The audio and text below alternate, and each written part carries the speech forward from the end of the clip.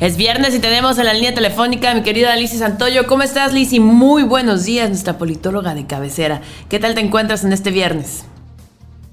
Hola, Monse, muy buenos días. Muy bien, gracias. Espero que ustedes también. Sí, Lizzy, así es, con muchísima información. Por supuesto, y queremos analizar un poquito, pues, la nueva polémica. Y digo, ¿por qué la nueva polémica? Este discurso que fue con todo, que hizo Donald Trump ante la Asamblea de la ONU. ¿Qué opinas, Lizzy? O sea, sabemos que en la ONU, pues, uno de los máximos representantes es Estados Unidos.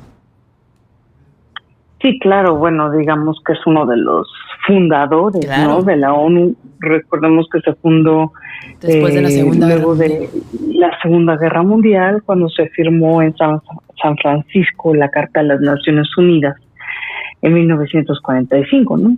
Y uno de sus principales objetivos, pues, era mantener la paz, consagrar el derecho internacional, promover el respeto a los derechos humanos, las libertades internacionales, etcétera. Y ha sido uno de los países en el Consejo de Seguridad que tiene el veto, junto con Rusia, Francia, China. Entonces, bueno, el punto es que Estados Unidos, no nos extraña la postura de Donald Trump. Era Donald Trump siendo Donald Trump.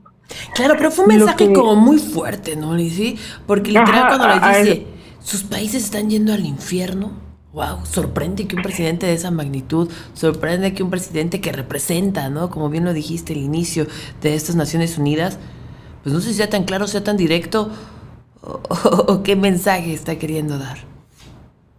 Sí, es eso. Es Donald Trump siendo Donald Trump. Lo que pasa es que la mayoría esperamos que al ser las Naciones Unidas, pues a lo mejor su manera de ser, ¿verdad? O de comportarse o su imagen, pues fuera un poco más mesurada. Pues no fue así. Además, yo creo que empezó con el pie izquierdo, con la situación que le sucedió en la escalera eléctrica, que se detuvo.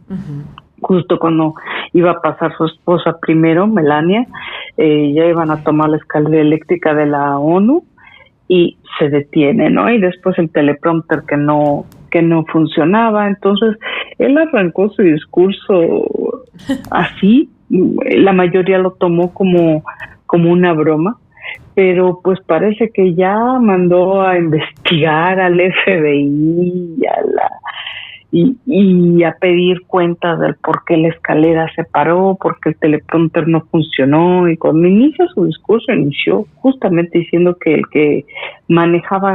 quien manejaba el teleprompter estaba en serios problemas.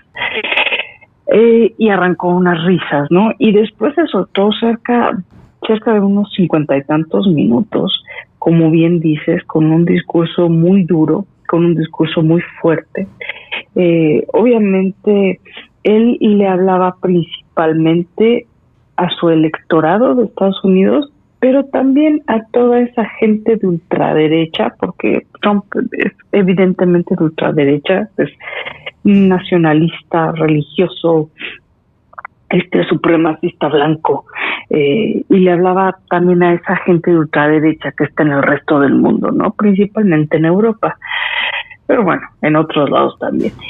Es un discurso en el que obviamente es un narcisismo que era evidente, haciendo alarde de que ha detenido 7 guerras, que en realidad no ha detenido ninguna, salvo la de los 12 días entre Israel e Irán, y diciendo, ¿no?, que él merecía el Nobel de la Paz por cada una de las cosas que ha hecho. Pero sí, digamos que lo más fuerte es cuando dice a Europa que sus países están yendo al carajo prácticamente, yendo al infierno, que están muy mal, y lo adjudica a la inmigración y a la energía verde. Que bueno, nos queda claro que la migración ha causado un gran tema en Europa, ¿no, Lizzy? Tampoco nos podemos negar, inclusive muchísimos videos, muchísimas historias, testimonios que comparten en redes sociales, cómo la Unión Europea ha cobijado a tantos que al mismo tiempo su misma gente pues ya ni siquiera tiene estos apoyos, ya ni siquiera tiene tantos recursos. Sí hay un tema ahí importante, pero no para decirlo delante de todos, y menos tú que no eres ni siquiera de ese país. Bueno, sí, y sin embargo, aun cuando la inmigración tiene ciertas áreas de oportunidad, no es el principal problema que ha llevado a Europa a donde está.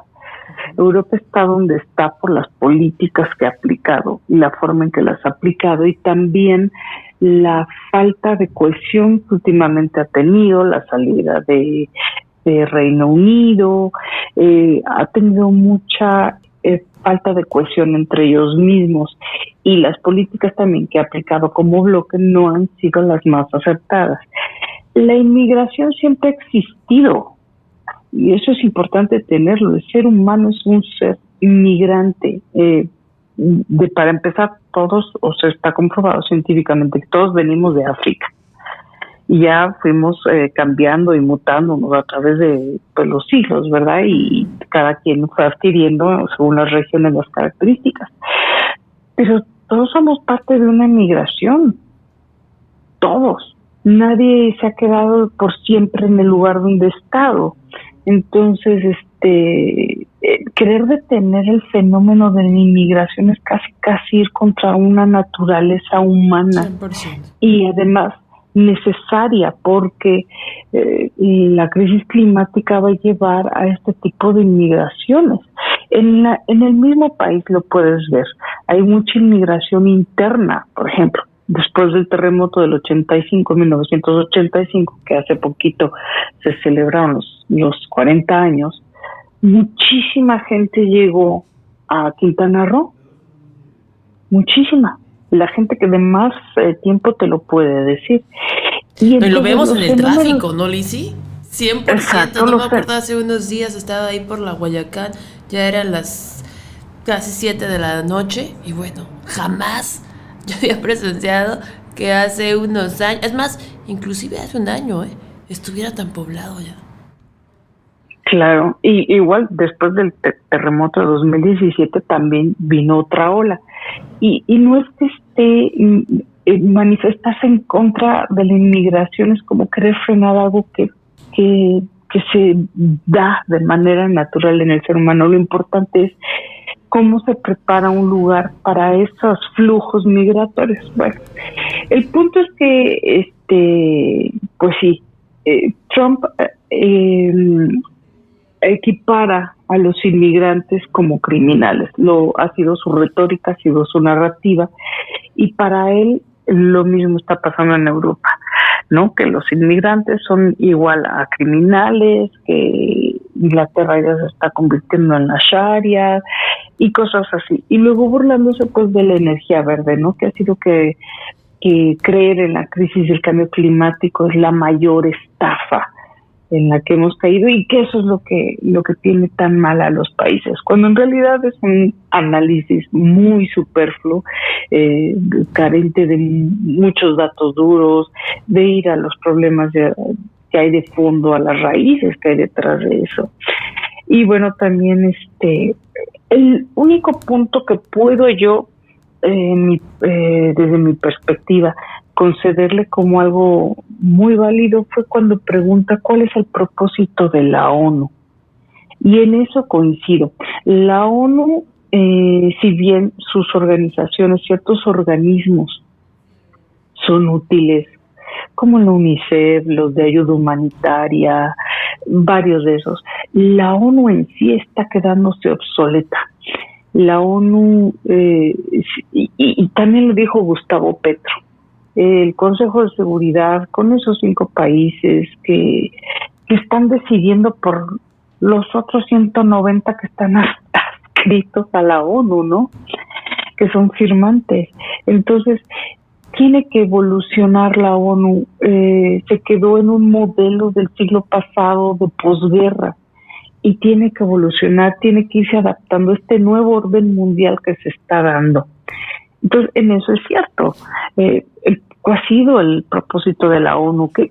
¿Cómo ha intervenido para evitar que suceda todo lo que está sucediendo en en Israel con Gaza, en la guerra contra Irán, en querer ocupar Cisjordania, en la situación de Rusia y Ucrania, pues más allá de las cartitas, de las recomendaciones, no ha habido más.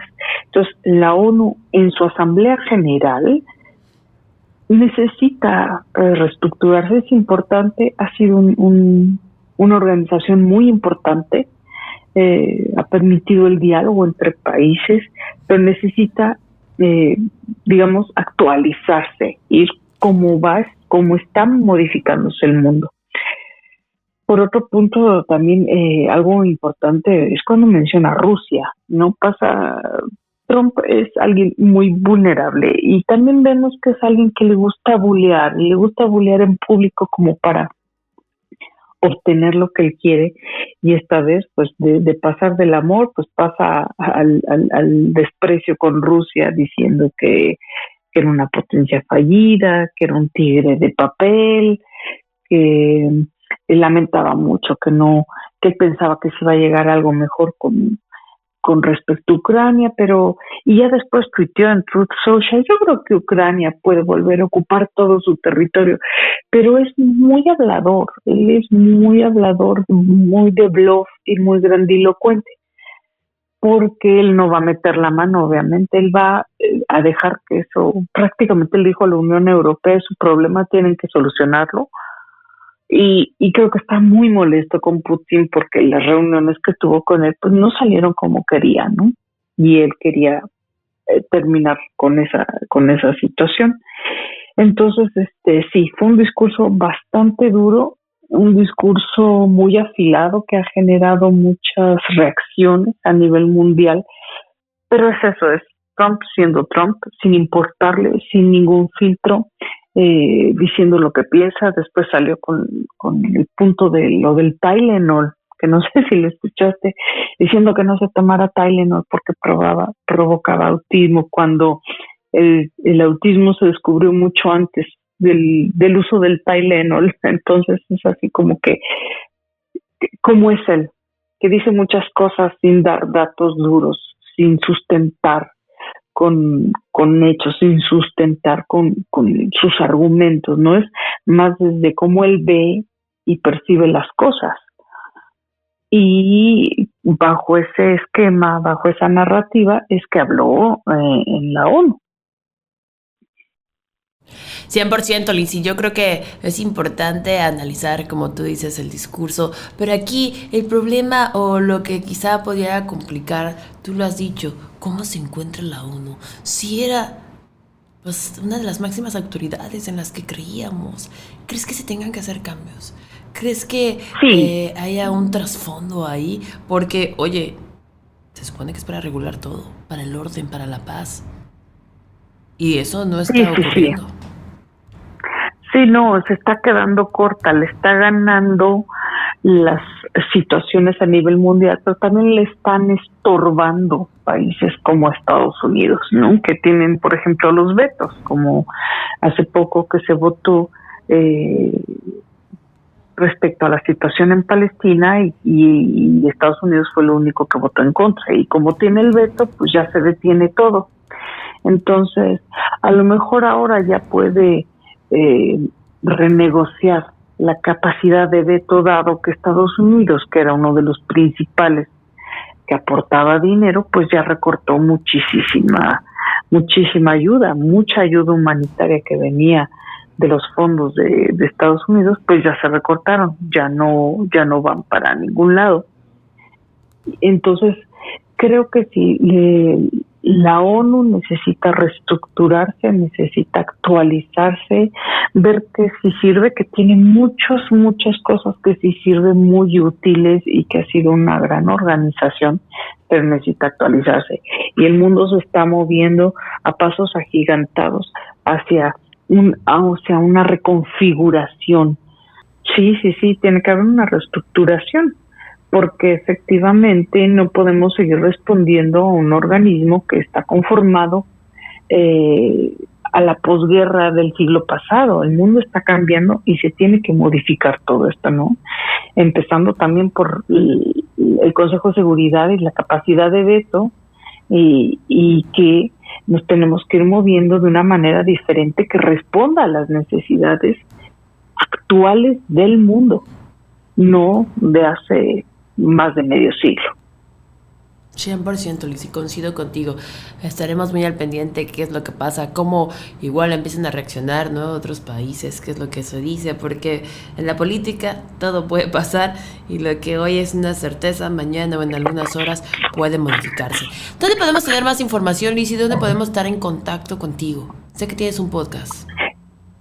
Sí, me pueden encontrar en el canal de YouTube, me encuentran como Política con Lizzy, también me encuentran en Instagram como Política con Lizzy y en las demás redes, en X, en Facebook, estoy como Lizzy Santoyo, en Facebook también estoy como Política con Lizzy.